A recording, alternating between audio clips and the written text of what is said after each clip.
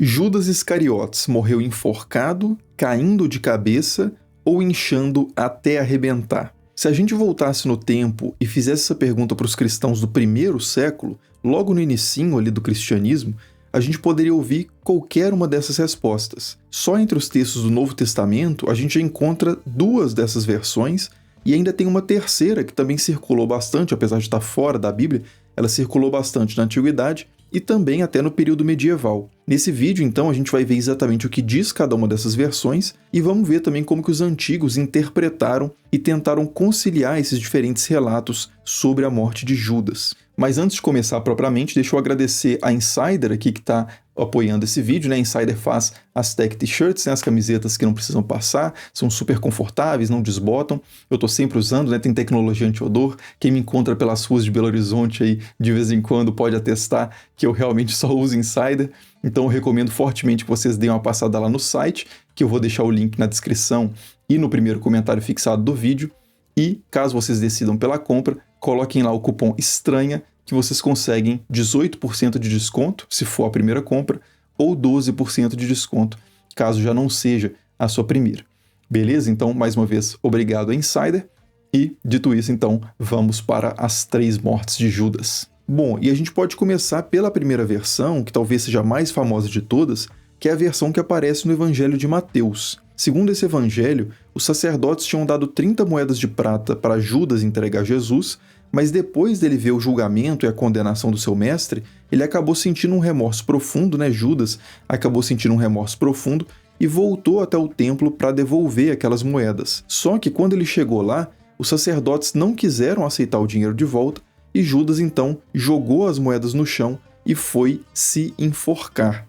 Diante disso, aqueles que tinham dado as moedas para Judas decidiram o seguinte: como aquilo era preço de sangue, como diz o texto, né, ou seja, dinheiro usado para encomendar a morte de alguém, dinheiro envolvido em algo imoral, eles não poderiam colocar aquele dinheiro no tesouro do templo, que era sagrado. Mas eles poderiam usar as moedas para comprar um terreno, que foi o que eles fizeram, chamado Campo do Oleiro, e usar esse terreno como uma espécie de cemitério para estrangeiros. E é por isso, segundo o texto, que esse terreno passou a ser conhecido como Campo de Sangue. Então, basicamente, essa primeira versão sobre a morte de Judas Iscariotes dá a entender que ele morreu enforcado, por ato próprio, depois de entregar Jesus, e aquelas moedas que ele devolveu foram usadas para comprar um terreno, que foi conhecido como Campo de Sangue, justamente por ter sido comprado com o tal preço de sangue, né, o preço pago pela traição. Agora, essa não é a única versão que a gente encontra na Bíblia sobre a morte de Judas. E também não é a única explicação que a gente encontra para o nome desse terreno, né, o tal Campo de Sangue. No livro dos Atos dos Apóstolos, que se passa depois da morte e da ressurreição de Jesus, há uma cena em que o apóstolo Pedro faz um discurso diante de centenas de outros discípulos e explica que eles precisavam escolher um substituto para o lugar de Judas. Isso para que os 12 apóstolos, né, que era aquele círculo mais próximo de Jesus, voltassem a ser novamente 12, e não 11, agora que Judas estava morto. E nesse discurso, ele fala sobre os últimos dias de Judas, e o que ele diz é o seguinte, né? Pedro diz o seguinte, segundo o livro de Atos, que Judas, depois de trair Jesus, comprou um campo com o salário da iniquidade, ou seja, com as moedas que ele recebeu por ter traído Jesus, e que lá nesse terreno que ele comprou, Judas teria caído de cabeça e se arrebentado no meio, e as suas entranhas teriam se espalhado pelo chão. Essa é uma cena bem estranha de se imaginar como que isso aconteceu em termos cinemáticos, né, do movimento que levou Judas a se arrebentar no meio após cair de cabeça, mas a gente vai voltar nessa questão com mais detalhes mais para frente. Antes, né, continuando aqui o discurso de Pedro, ele acrescenta também que esse fato, né, a morte de Judas acontecendo dessa forma, se tornou tão conhecida por todos os habitantes de Jerusalém que esse terreno onde Judas morreu foi denominado na língua deles Acéldama, isto é, Campo de Sangue. Então, assim, na versão presente no livro de Atos, Judas não devolveu o dinheiro para os sacerdotes, que consequentemente não compraram nenhum terreno com esse dinheiro. Quem comprou o terreno, pelo menos de novo, né, segundo o que o autor de Atos diz que Pedro diz, foi o próprio Judas, que acabou morrendo lá nesse terreno de um jeito um tanto enigmático, né? Ele caiu de cabeça e, por algum motivo, seu corpo arrebentou no meio depois dessa queda, né? E essa queda foi tão sangrenta, esse evento foi tão sangrento, que o lugar ficou conhecido por causa disso como Campo de Sangue. Então é outra explicação, diferente daquela do Evangelho de Mateus, para explicar aí o nome desse terreno. E daqui a pouco a gente vai voltar também para ver como que alguns autores desde a antiguidade tentaram explicar essas divergências, mas antes a gente ainda precisa falar sobre a versão mais impressionante de todas, na minha opinião pelo menos, sobre a morte de Judas, que é uma versão registrada por um líder cristão bem antigo que talvez tenha até convivido com o apóstolo João. Essa figura é o Pápias de Hierápolis, que viveu entre o 1º e o 2º século depois de Cristo, e ele é referido pelo bispo Irineu de Lyon como um homem do período inicial e um ouvinte dos anciãos, ou seja, alguém que ouviu sobre os eventos dos tempos de Jesus, direto dos primeiros cristãos e até de um tal João, o que pode ser uma referência ao apóstolo João. Mas beleza, né? E o que Pápias diz sobre a morte de Judas? Então, na verdade, a gente tem duas versões sobre isso, uma mais curta e uma mais longa, porque o que acontece é que o Pápias escreveu uma obra em 5 volumes, chamada Exposição das Palavras do Senhor, mas essa obra acabou se perdendo. Nenhum manuscrito dela, propriamente, sobreviveu ao tempo. Só que enquanto essa obra ainda não tinha se perdido, ela foi amplamente lida e citada por vários autores antigos, então a gente tem trechos dela preservados, né, citados em outros livros, que esses sim sobrevivem até hoje.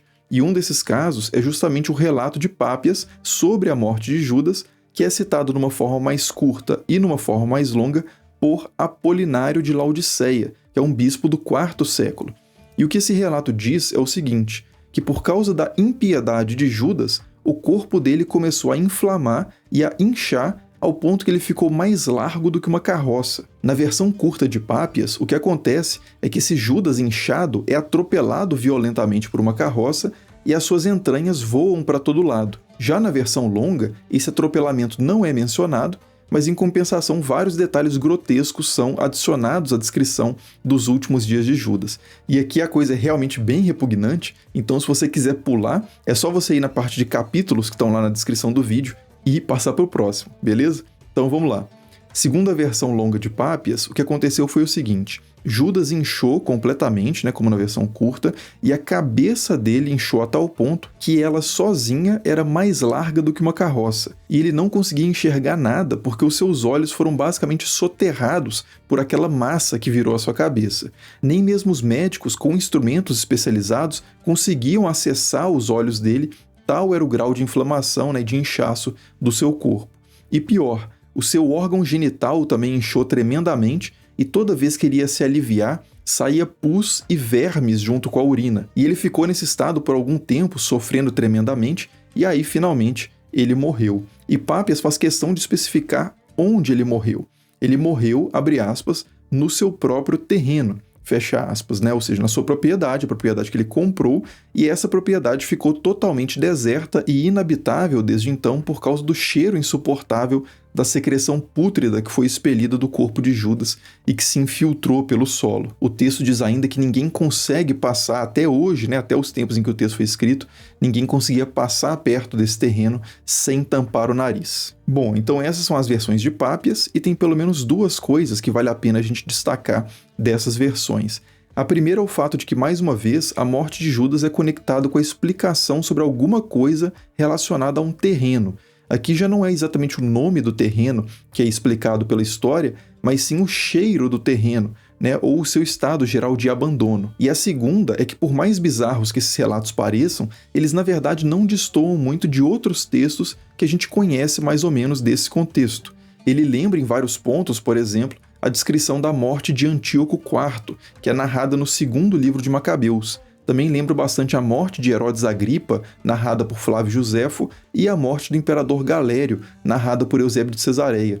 Em todas essas descrições de mortes, de vilões, por assim dizer, o corpo dessas figuras incha, produz vermes, são repletos de úlceras, né, de feridas no intestino, nas vísceras, e eles acabam perecendo. Em todos esses casos, né, o castigo divino realizado sobre essas figuras acontece na forma de uma morte fisicamente asquerosa. Depois, quem quiser fazer uma leitura direta dessas descrições, é só voltar o vídeo e pausar no momento em que aparecem aí os textos. Então, essas são as versões de Pápias, né, que, como você percebeu, diferem entre si. Uma tem um atropelamento como a causa da morte e a outra não, e diferem, claro, da versão de Atos, que por sua vez difere também da versão do Evangelho de Mateus. E se você está aí se perguntando como explicar então essas divergências, né, saiba que você não é o primeiro a levantar essa questão, porque desde a antiguidade essas divergências eram conhecidas e vários autores tentaram articular melhor essas versões e até combinar mais de uma delas na forma de uma única história. No próprio livro do Apolinário de Laodiceia, que é quem cita as versões de Pápias,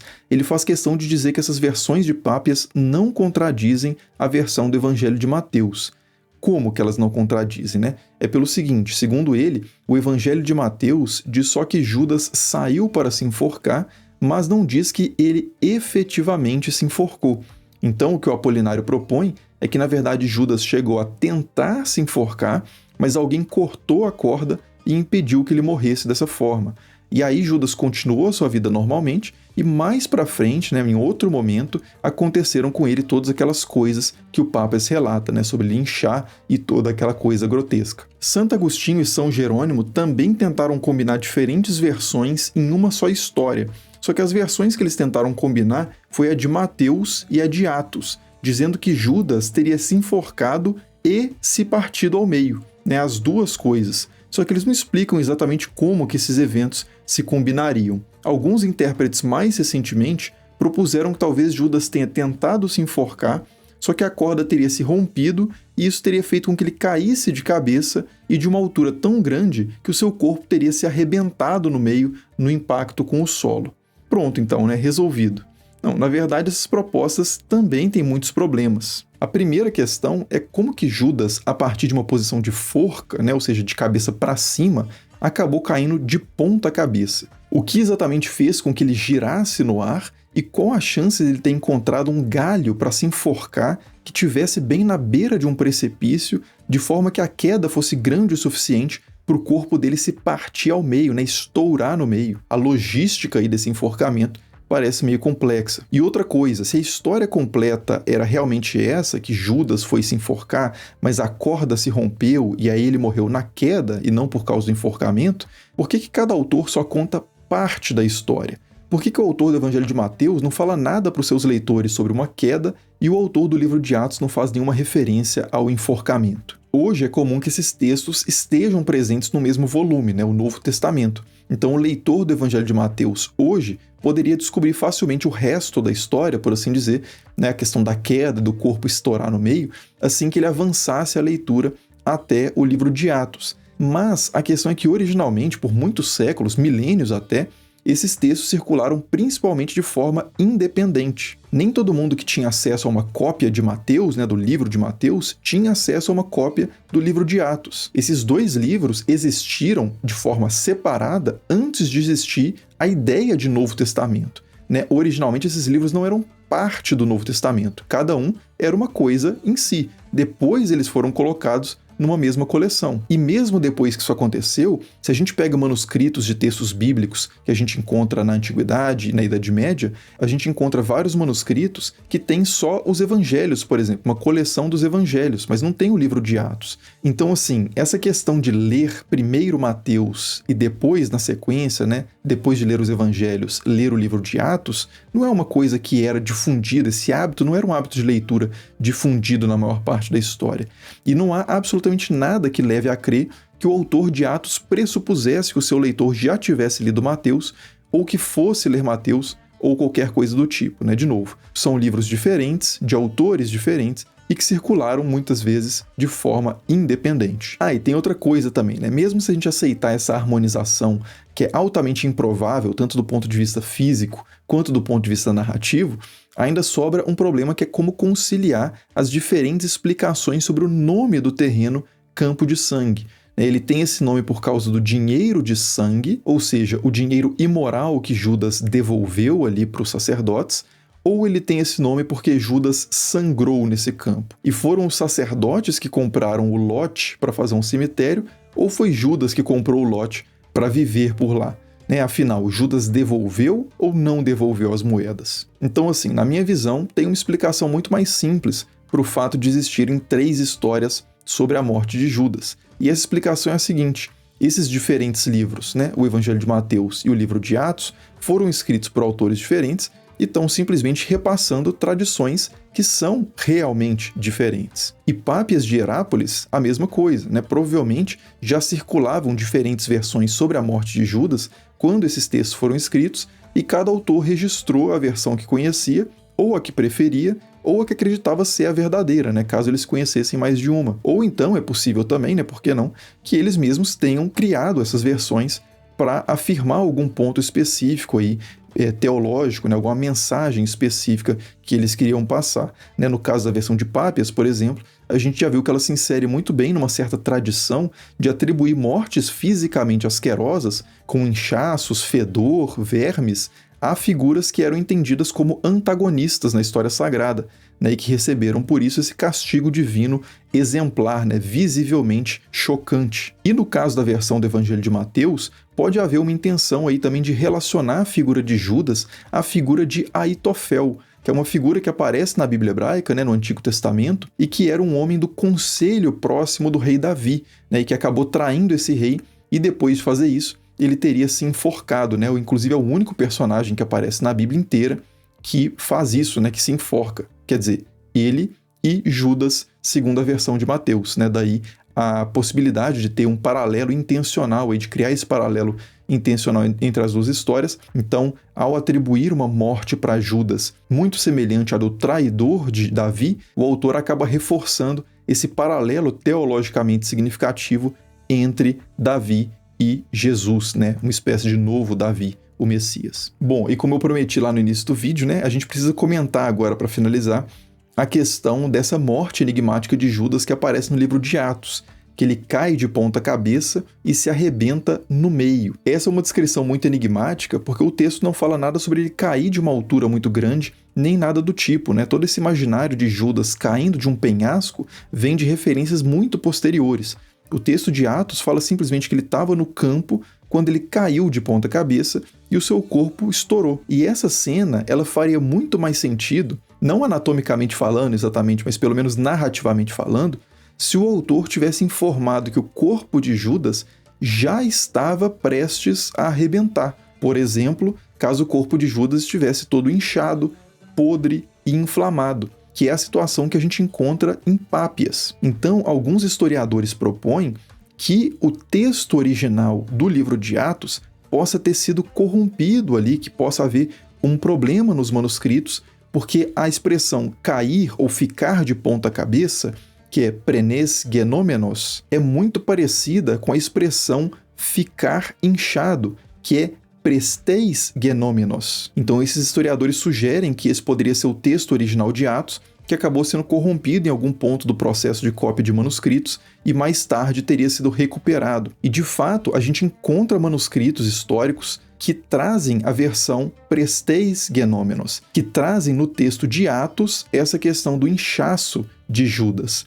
O problema é que esses textos que trazem essa variante, né, de Judas inchando, que casa muito bem com a história de Pápias, esses textos são do século X para frente. Esses manuscritos, né, são do século X para frente. Os manuscritos mais antigos que a gente tem de Atos trazem a versão cair de ponta cabeça mesmo, né, que parece fazer menos sentido, mas é o testemunho mais antigo. Então é difícil realmente de matar essa questão, né, qual era o texto original. Se os escribas na Idade Média estavam corrigindo realmente o texto, mudando de prenes genômenos para presteis genômenos, ou se eles estavam forçando o sentido que eles imaginavam que o texto tivesse e, na verdade, corrompendo o texto original. Enfim, essa é uma questão que está em aberto ainda no estudo dessa temática. O que a gente pode dizer com mais segurança é que desde muito cedo na história realmente circularam diferentes versões sobre a morte de Judas, né, duas delas em livros que mais tarde viriam a compor o Novo Testamento, além das versões de Pápias,